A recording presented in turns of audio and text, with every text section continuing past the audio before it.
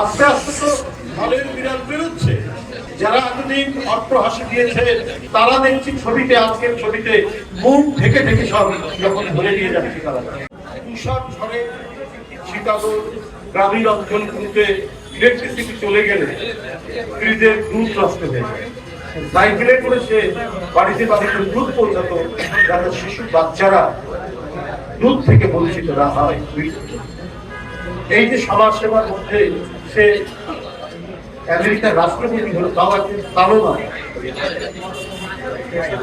এই জন্যই বলি যে দল বাবু করেছে তার উত্তরসূরিরা নেতৃত্ব দিচ্ছে এবং তারা একটি পচা দুর্গন্ধময় যে খাল ছিল, যেটি এক সময় একবারে খরস্রোতা খাল ছিল, ধোলাই খাল, যার সংযোগ ছিল আব্দুল্লাহ সেই পর্যন্ত সংযোগ ছিল, সেটা এখন পচা দুর্গন্ধময়।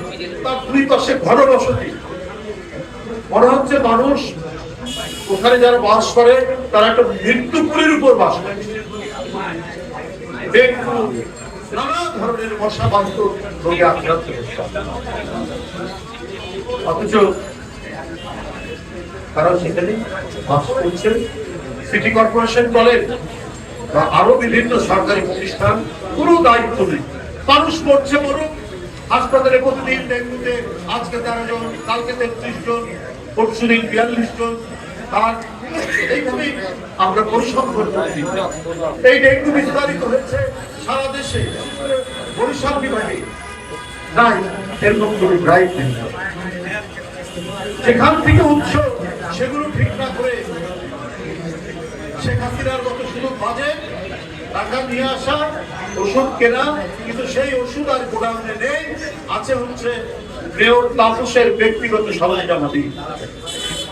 সব মশার বিরুদ্ধে সুরক্ষা দিতে এলো বসুন্ধরা এক্সট্রিম অ্যারোসল, মশার বিরুদ্ধে এক্সট্রিম সুরক্ষা। এডিস মশা মারার ওষুধের কথা বলে বাজেট ঠিকই ছিল, সেই বাজেটের টাকা চলে যাচ্ছে অন্য খাতে, গোডাউনও করা হয়েছে, গোডাউনের ওষুধ নেই।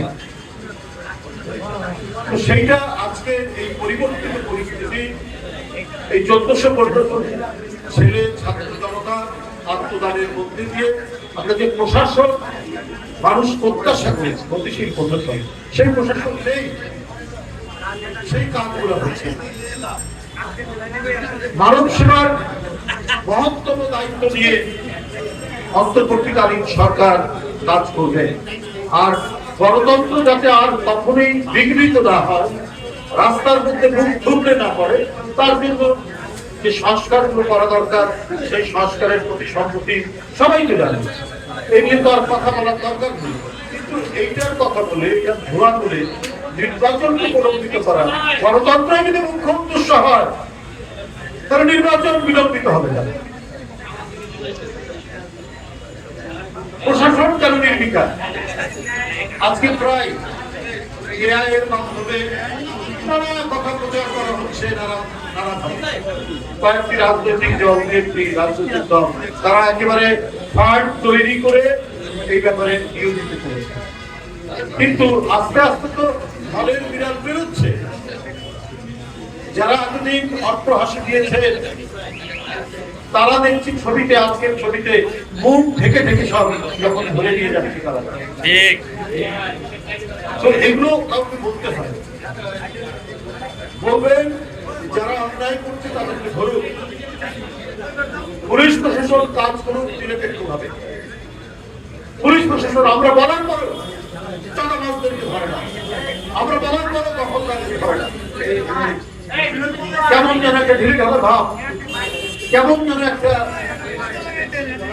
ভাব। কেন এই ব্যাপারে দল থেকে বারবার বলা হয়েছে, আপনারা করবেন না কেন?